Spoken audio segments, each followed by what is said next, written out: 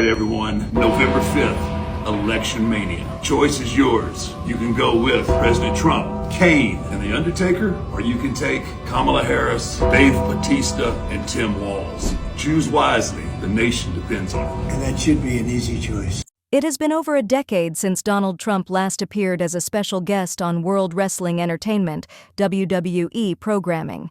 However, former WWE stars are now resurfacing to support his 2024 presidential campaign. At this summer's Republican National Convention, Terry Bollea, also known as Hulk Hogan, revealed a bright red Trump 2024 tank top after tearing off his shirt.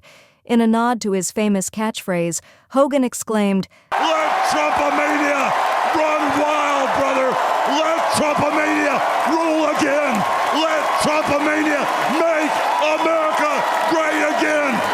Last week, in an interview with wrestler-turned-media personality Tyrus, Trump warned listeners that manhood was under threat and religion was being mocked in the United States.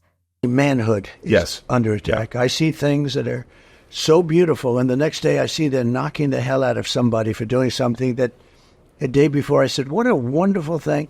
No, we have to get back a little bit more. You know, the other thing under attack is religion. On Monday, Trump exchanged compliments during an hour-long podcast hosted by Mark Calaway, the WWE icon known as The Undertaker. Callaway told Trump, You've made politics fun again. Trump, smiling and clasping his hands, replied with approval, saying, Yeah.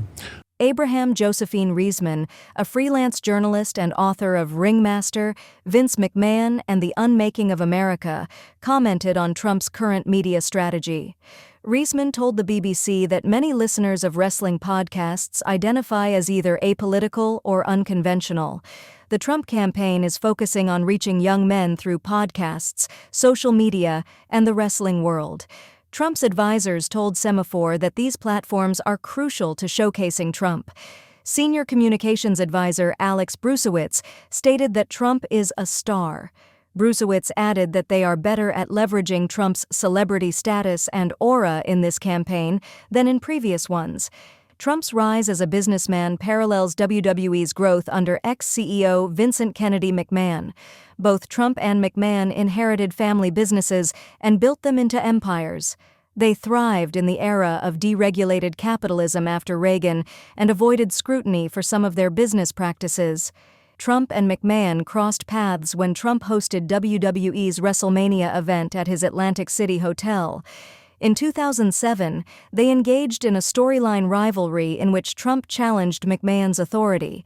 At one point, Trump even showered the crowd with dollar bills from above.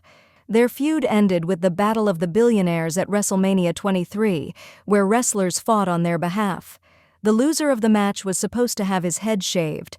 Brian Alvarez, a wrestling journalist, noted that WrestleMania 23 drew more pay-per-view buys than any other WWE event up to that point. Alvarez remarked that although there were many matches, fans were most excited about the prospect of seeing one billionaire's head shaved.